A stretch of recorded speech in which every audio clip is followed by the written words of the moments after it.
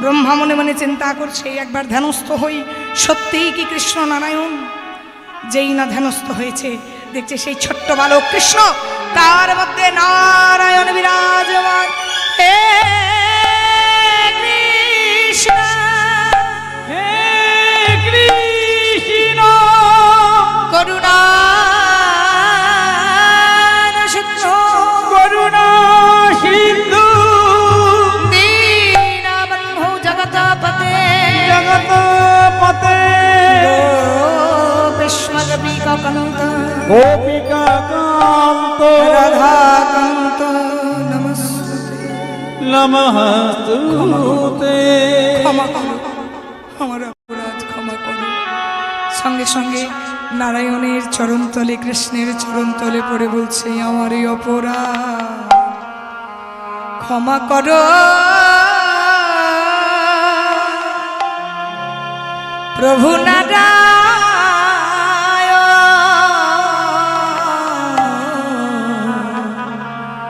তোমার নাভি কমলে হয়েছে আমার জনম। তোমার নাভি কমলে হয়েছে আমার জনম। তোমার নাভি কমলে হয়েছে আমার জনম। তোমার নাভি কমলে হয়েছে আমার জনম।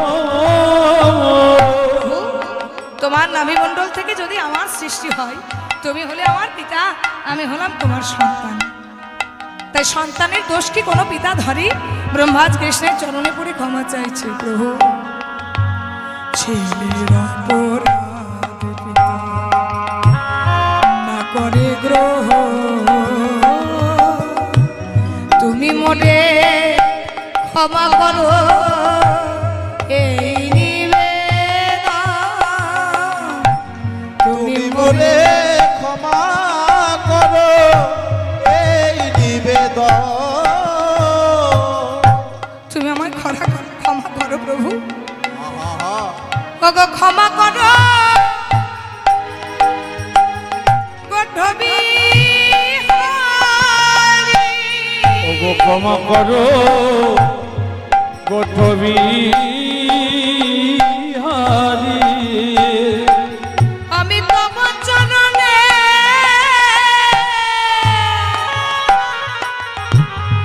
চির অপরাধী,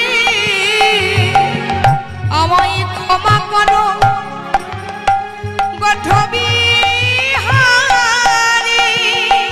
আমি তব চরণে চির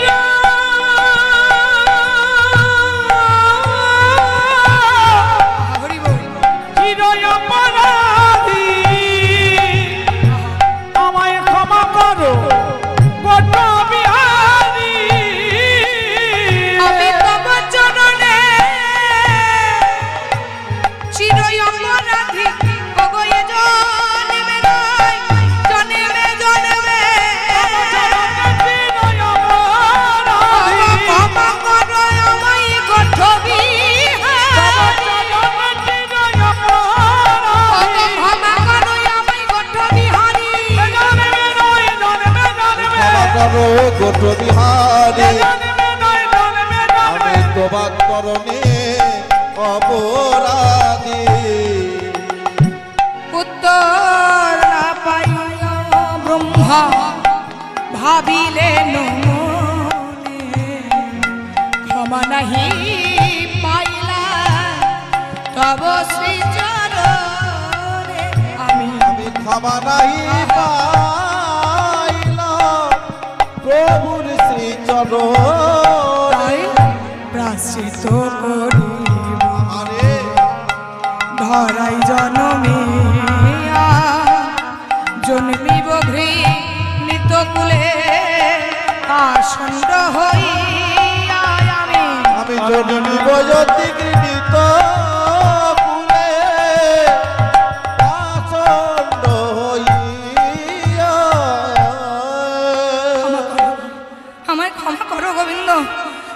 তোমায় চিনতে পারিনি। ব্রহ্মা, তুমি যদি আমার চরণে অপরাধ করতে আমি তোমায় ক্ষমা করতাম। তুমি করেছো ভক্ত চরণে অপরাধ, এই মুহূর্তে অভিশাপ দিলাম। মনে রাখবেন, ভগবানের চরণে যদি কেউ অপরাধ করে থাকে সঙ্গে সঙ্গে অভিশপ্ত হতে হয়। পরবর্তী জন্মে তোমার কুলীন ব্রাহ্মণ ঘরে জন্ম হবে, কিন্তু তুমি পালিত হবে মুসলমান ঘরে। শুধু তাই নয়, যে কৃষ্ণকে তুমি কাছে পেয়ে চিনতে পারলে না, যে কৃষ্ণের মাহাত্ম্য তুমি বুঝতে পারলে না, আগত জন্মে কৃষ্ণের লীলা মাহাত্ম্য তোমায় তিলে তিলে জানতে হবে, তোমায় তিলে তিলে বুঝতে হবে। নাম হবে তোমার যমন হরিদাস। প্রভু, আপনি আমায় অভিশাপ দিলেন বটে, কিন্তু অভিশাপের সঙ্গে একটা ছোট্ট আশীর্বাদও করে দিয়েছেন। আপনি আমায় বলেছেন আপনার লীলা মাহাত্ম্য আমায় তিলে তিলে বুঝতে হবে। তাহলে আপনার যদি লীলা মাহাত্ম্য বুঝতে হয়, আপনি যদি না যান আমি কি করে আপনার মাহাত্ম্য বুঝব? হরি বল। তার মানে আমি যদি হরিদাস হয়ে যাই, আপনাকে তো যেতে হবে। ঠিক আছে ব্রহ্মা, আমি যাব, ঠিক সময় হলে আমি যাব। আজান উলম্বিত ভুজ রূপে চৈতন্য মহাপ্রভু রূপে আমি প্রকট হব, কৃপা করব তোমায় যখন তোমার সময় হবে। সেই ব্রহ্মা অভিশাপ পেল, অভিশাপ পেয়ে কলিযুগে জন্ম হলো হরিদাস রূপে। বাবা, জন্ম হলো কোথায়? ভালো করে শোনো, উজ্জ্বলা দেবী আর মনোহর চক্রবর্তীর ঘরে। কুলীন ব্রাহ্মণ, এই যে ও মা, এত গল্প কিসের? কথা বলো না, ভালো না লাগলে উঠে চলে যাবে, এখানে গন্ডগোল করবে না। কীর্তনের বাসনটা এটা নয়, সব সময় নাচ গান হবে তা নয়। এর বসে শোনো, শেষের সময় গান করবো, ঠিক আছে? এত চঞ্চল হইও না। একটা লীলা কথা শুনছ, আমি কিন্তু প্রথমেই বলে দিচ্ছি কোনো গাল গল্প আমি বলতে পারবো না। এখানে কিন্তু উল্টোপাল্টা কথা আমি বলতে পারবো না। তোমাদের পছন্দ না হলেও শুনতে হবে, হলেও শুনতে হবে। পদ পদাবলী কীর্তনই শুনতে হবে। একটু চুপ করে বসে শোনো। ব্রহ্মার জন্ম হলো উজ্জ্বলা দেবী মনোহর চক্রবর্তীর ঘরে, কুলীন ব্রাহ্মণ ঘর। হরি বল। কিন্তু অভিশাপ, পাপ ছাড়ে না বাপকে। যেই জগতে পাপ করবে তাকে কিন্তু রেহাই নেই, শাস্তি কিন্তু পেতেই হবে। ধর্মের কল বাতাসেও নড়ে, পাপ কিন্তু কাউকে ছাড়বে না। ব্রাহ্মণ ঘরে জন্ম হয়েছে গো, মাত্র 3 দিন যখন বয়স, পিতৃবিয়োগ হয়ে গেল, অর্থাৎ বাবা মারা গেল। ছোট্ট ছেলে, মা বিধবা নারী হয়ে গেল। ছোট্ট ছেলেটাকে কোলে নিয়ে বসে আছে। তখনকার দিনে প্রথা কি ছিল জানো? সতীদাহ প্রথা। স্বামী মারা গেলে স্বামীর চিতাতে স্ত্রীকে একেবারে জীবন্ত অবস্থায় উঠতে হতো। সবাই এসে হাত ধরে টানাটানি শুরু করলো, চলো ছেলেটাকে রেখে তুমিও স্বামী চিতায় উঠবে। 3 দিনের ছেলেটার কথা কেউ ভাবলো না। 3 দিনের ছেলেটা আতুর ঘরে পড়ে কুয়া কুয়া কুয়া কুয়া করে কাঁদছে। 21 দিন আতুর ঘরে থাকতে হয়তো। ছেলেটা আতুর ঘরে পড়ে পড়ে কাঁদছে। তার মা জীবন্ত অবস্থায় পিতার চিতাতে উঠবে। একটা মা কোলে ছেলেকে নিয়ে মাজর জোরে কাঁদছে, বলছে ওরে সোনা,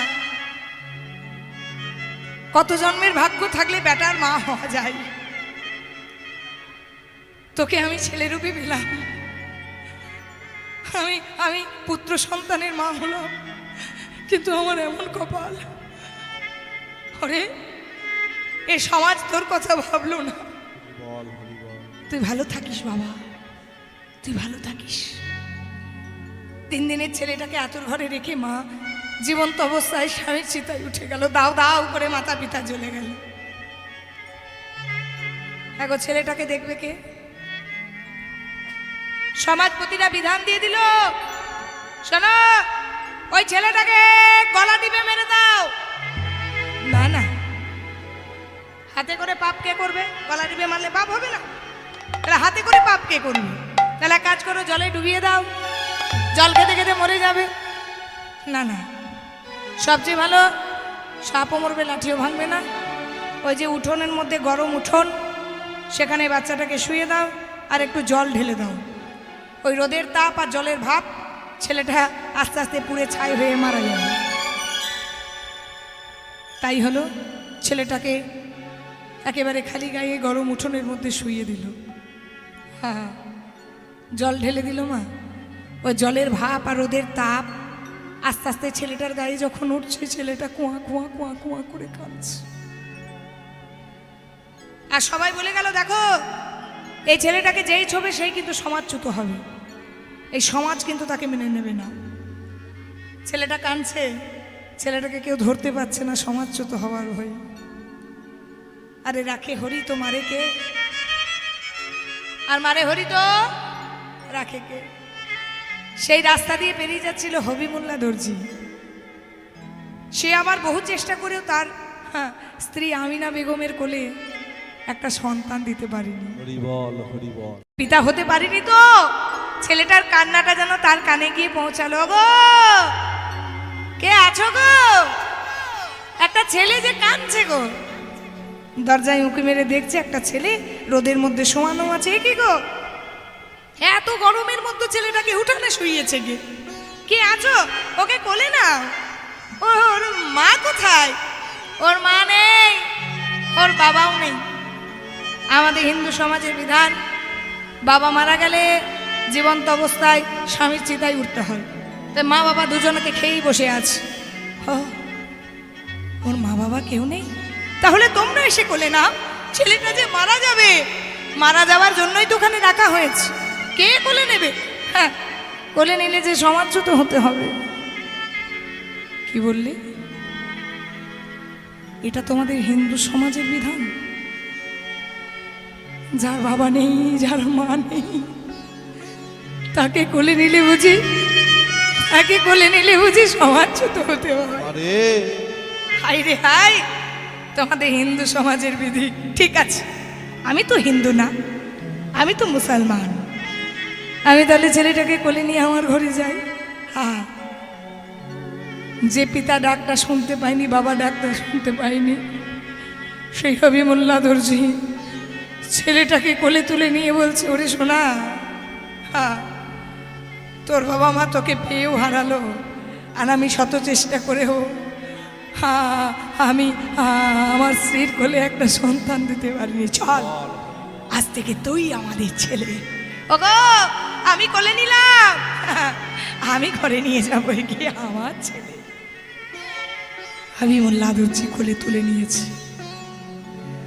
হবিমুল্লাহ দর্জি কোলে তুলে নিয়ে আমিনাকে ডাকছে, আমিনা আমিনা। আমিনা দরজা খুলেছে। দরজাটা খুলে বলছে, এ কি গো, হে কি গো, তুমি কার বাচ্চা নিয়ে এসেছো? ওটা কার বাচ্চা কোলে? হ্যাঁ, জামা প্যান্ট পরেনি। হে কি গো, ছেলেটা এত কাঁদছে। তুমি কি চুরি করেছো? না। তুমি কার বাচ্চা নিয়ে এসেছো? কারো বাচ্চা নিয়ে এসেছো? না। তবে বাচ্চা পেলে কোথায়? আমি না, তুমি না আল্লাহর কাছে দোয়া মানতে? তুমি না আল্লাহকে কাঁদতে কাঁদতে বলতে তোমার কোলে যেন একটা সন্তান দেয়? ধরে নাও আল্লাহ তোমাকে এই সন্তানটা দিয়েছে। হগো, এ ব্রাহ্মণ ঘরের ছেলে, এর বাবা মা দুজনই মারা গেছে, তাই আল্লাহ দোয়া করে আমাদেরকে দিয়েছে। আমি না, তোমার গর্ভে না হয় সন্তান দিতে পারিনি, কিন্তু তোমার কোলে সন্তান দিচ্ছি। পারবে না? আমি না, পারবে না? তুমি সন্তানটাকে নিজের সন্তান ভেবে ভালোবেসে বড় করতে। হরি বল হরি বল। কে বলেছে গো আমি পারবো না? আমি যে মা। আমি নারী জাতি হয়ে কি কখনো সন্তানকে দূরে ঠেলে দিতে পারি? দাও, আমার কোলে দাও। আজ থেকে একে আমি বড় করব। আমি এর মা, তুমি ওর বাবা। হ্যাঁ গো, এর কি নাম রাখা যায়? জন্মেই বাবাকে হারিয়েছে, মাকে হারিয়েছে, এই সমাজ ওকে হারিয়ে দিয়েছে। ছেলেটার নাম থাক হারেশ। হারেশকে বড় করছে কারা? সেই হবিমুল্লাহ দর্জি আর তার স্ত্রী আমিনা বেগম। মুসলমান ঘরে পালিত হচ্ছে, পরম ব্রহ্মা আস্তে আস্তে বড় হচ্ছে। তার বাবা তাকে লুঙ্গি পরাচ্ছে, লুঙ্গি পরতে চায় না, ধুতি পরছে। তার বাবা তাকে বলছে, চল মসজিদে গিয়ে নামাজ পড়বি। তার পিতা 3 ওয়াক্ত নামাজ পড়তো, কিছুতেই হারেশকে নামাজ পড়াতে পারছেন না। সে সবার সাথে খেলা করে, সবাইকে তুলসী মন্দিরের তিলক দেয় মাটি নিয়ে, সবাইকে ডেকে একবার বল হরি বল বল, একবার হরে কৃষ্ণ বল। হ্যাঁ গো, যার রক্তে রক্তে কৃষ্ণ মিশে আছে, যার শিরায় উপসারায় কৃষ্ণ নাম, সে কোনোদিন নামাজ পড়তে পারে গো? না সে কোনোদিন মসজিদে যেতে পারে? তার পিতা তাকে হাতে ধরে বলছে, হারেশ চল আজকে জোর করে তোকে আমি নামাজ পড়াবো। হারেশকে মসজিদে বসিয়েছে।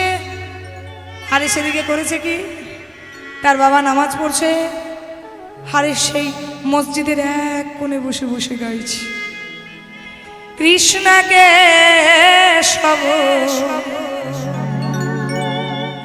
কৃষ্ণ কে সব সুধা মাখা এই না একবারে জপ রে মধুমাখা এই না। কৃষ্ণ কেশব কৃষ্ণ কেশব সুধা মাখা এই নাম জপ রে মধুমাখা এ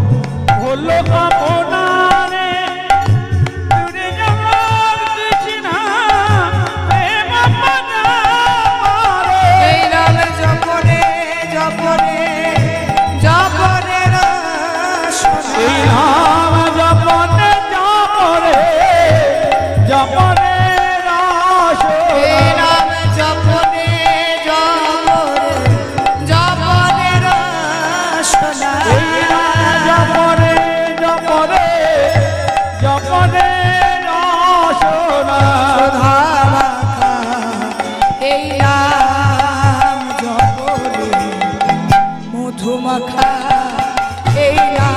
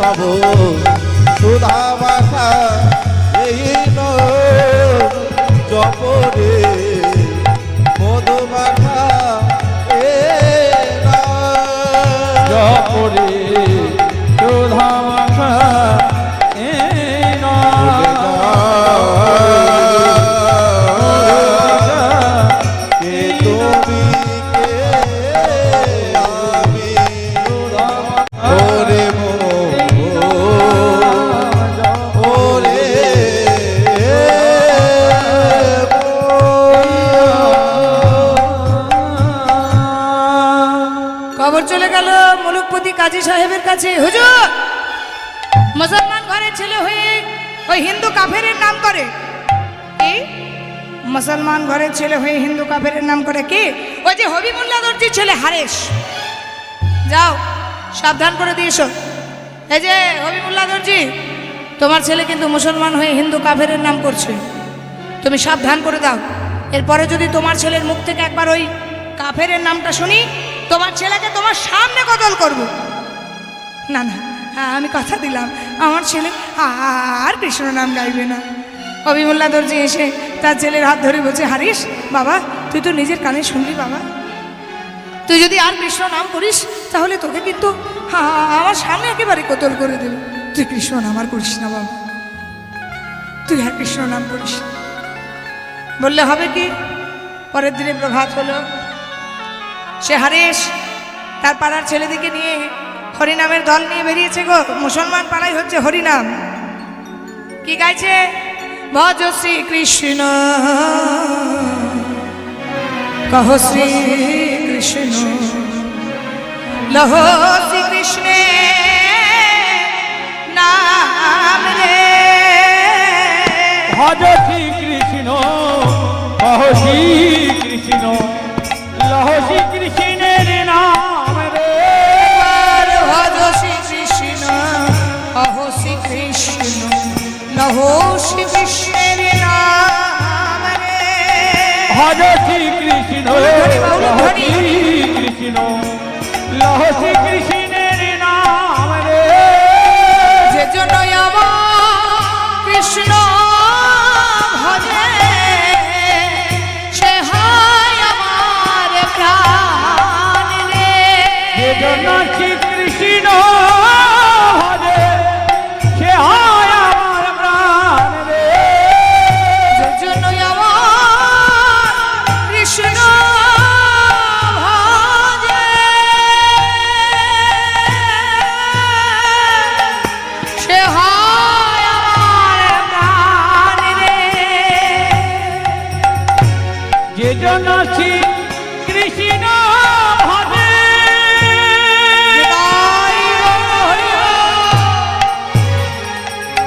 কমল কৃষ্ণ ভজে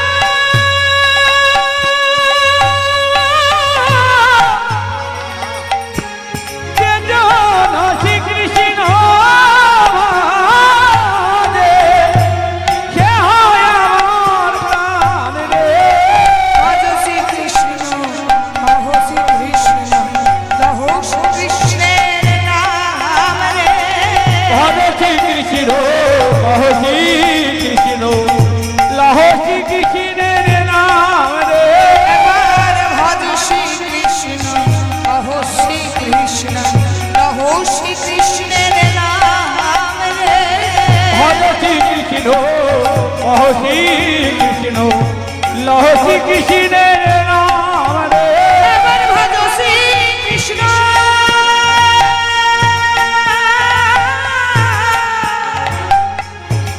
কহ শ্রী কৃষ্ণ লহ শ্রী কৃষ্ণের নাম রে। কহ শ্রী কৃষ্ণের নাম রে। কহ শ্রী কৃষ্ণের নাম রে। কহ শ্রী কৃষ্ণের নাম রে। কহ শ্রী কৃষ্ণের নাম রে। ভজ শ্রী কৃষ্ণ কহ শ্রী কৃষ্ণ হরি বল হরি বল। ভজ শ্রী কৃষ্ণ কহ শ্রী কৃষ্ণ লহ শ্রী কৃষ্ণের নাম রে। হুজুর, আপনি মানা করেছেন বটে, কিন্তু হারেস বেটা শোনেনি। এক কাজ কর, ওকে দড়ি দিয়ে কোমরে বেঁধে আমার কাছে নিয়ে আয়। হরি বল। চারটে পাইক এসেছে গো আজ হারেসকে দড়ি দিয়ে বাঁধার জন্য। যেই না দড়ি দিয়ে বেঁধেছে, হারেসের বাবা ছুটে এসেছে। হে কি গো, হে কি গো, হ্যাঁ হ্যাঁ, আমার ছেলেকে তোমরা বাঁধছো কেন? জানো না তোমায় মানা করেছিলাম এই হিন্দু কাফেরের নামটা যেন না করে। সকাল থেকে ওই মরা ভেলার নাম দিয়ে মাথা ভরা হয়েছে, এমনকি আমাদের মুসলমান ঘরের ছেলেগুলোকে পর্যন্ত ওই নাম দিচ্ছে। একে দড়ি করে বেঁধে নিয়ে যেতে হবে কাজী সাহেবের কাছে। না না, হ্যাঁ হ্যাঁ, অমন করে বেঁধো না, হ্যাঁ অমন করে বেঁধো না। ছুটে এসেছে হারেসের মা আমি না বেগম। হে কি গো, হে কি? মায়ের মন তো ওগো তোমরা হারিসকে বেঁধেছো কেন? আমার হারিস কি করেছে গো? আমার হারিস কি করেছে? ওই যে হিন্দু কাফেরের নামটা করেছে। না না না না, আমি কথা দিচ্ছি, আমি কথা দিচ্ছি, আমার ছেলে আর ওই নাম করবে না। হারিস হারিস হারিস, তোর কাছে আমি কোনোদিন কিছু চাইনি বাবা। তুই একবার আমার চোখের দিকে তাকাতো বাবা। আচ্ছা হারিস, আমি হয়তো তোর নিজের মা না, কিন্তু বলতে পারিস হারিস, কোনোদিন আমি তোকে নিজের মায়ের থেকে কম ভালোবেসেছি? কোনোদিন তোকে মাতৃহারার যন্ত্রণা বুঝতে দিয়েছি? বল বল হারিস, আমি কি তোকে কোনোদিন কষ্ট দিয়েছি? আমি আমার কোল জুড়ে তোকে মানুষ করেছি হারিস। তুই আমার ছেলে, তুই মুসলমান ঘরের ছেলে হারিস। তোকে পেয়ে আমি সন্তান হারাবার অতৃপ্ত মাতৃহৃদয়ে আমার জ্বালা জড়িয়েছিলাম হারিস। বল হরি বল। তুই এমন কোনো কাজ করিস না বাবা যে আমার কোল থেকে তোকে ওরা ছিনিয়ে নিয়েছে। ভুলে যা, ভুলে যা বাবা, তুই ভুলে যা। ওই নামটা আর করিস না, তুই ওই কৃষ্ণ নামটা আর করিস না। মাগো আমাকে সব ভুলতে বলো, আমি ভুলে যাব, কিন্তু জানো মা, আমায় ভুলিতে বলো না কৃষ্ণ না, হরির না, মধুর না, আমায় ভুলিতে বলো না কৃষ্ণ ওই হরির নাম ভুলিতে বলো না কৃষ্ণ নামে বুক ভরে এই হরি নামে অভাব মেটায়। নামে বুকে ভরে অভাব নামে বুক ভরে আরে আরে আরে, তোকে নিয়ে যাচ্ছি বাবা, তুই আর ওই নামটা করিস না। অভাব মেটায় নামে বুক ভরে যা অভাব স্বভাব জানা মহাশয়, আমায় আমায় ভুলিতে বলো না কৃষ্ণ হৃদয় গৌর হরি গো। ভুলিতে বলো না কৃষ্ণ ভুলিতে বলো না কৃষ্ণ ভুলে যা বাবা। না না মা, তুমি যেন চোখে জল ফেলো না মা, তোমার চোখের জলে যে আমার যাওয়ার পথটা বিছন হয়ে যাবে। তোমার চরণ ধরে আমি বিদায় চাইছি মাগো। ওগো যাবার বেলা একটি কথা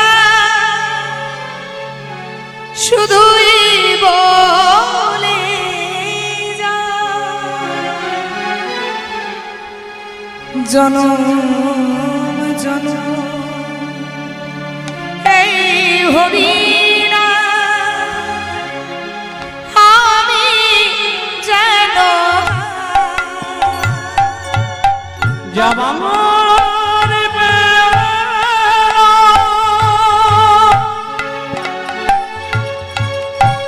একটি কথা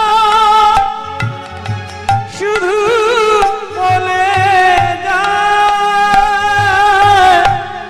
জনম জনম এই হরিণ আমি যেন গাই। ওগো যাবার বেলা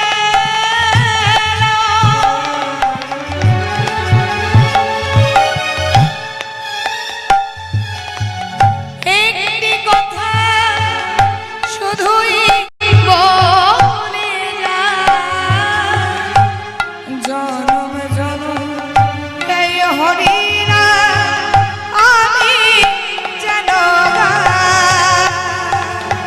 যাবার বেলা একটি কথা শুধু বলে যায়,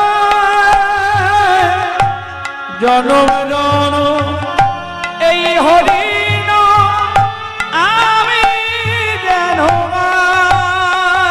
ওগো যেদিন আমি আত্মনায়া যাব গো বহুদূরে, একটা সাধের প্রাণ জ্বালিয়ে দিল কৃষ্ণ নামের সুরে। সাধের প্রদীপ জ্বালিয়ে দিও কৃষ্ণ নামের সুরে। আমি চলে যাই শুধুই মনে যাই, আমি চলে যাই শুধুই বলে যাই। ওগো সবারই মাঝে যেন ঠাঁই আমি পাই। সবার ক্ষমা মাঝে যেন ঠাঁই আমি পাই। সবারই ক্ষমা মাঝে যেন ঠাঁই আমি পাই। তোমাদের সবার ক্ষমা মাঝে যেন আমি পাই। ওগো যাবার বেলা একটি কথা শুধুই বলে যাই, জনম জনম এই হরিণ আমি যেন গাই। তোমরা বিদায় দাও, তোমরা বিদায় দাও। তোমরা দাও বিদায় দাও, তোমরা দাও বিদায় দাও। তোমরা বিদায় দাও,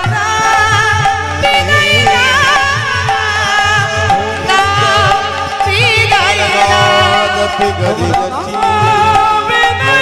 দাও। তোমরা দাও বিদায় দাও। বিদায় দাও। বিদায় দাও বিদায় দাও। ওগো মা জননী, ওগো মা জননী জন্মভূমি জন্মভূমি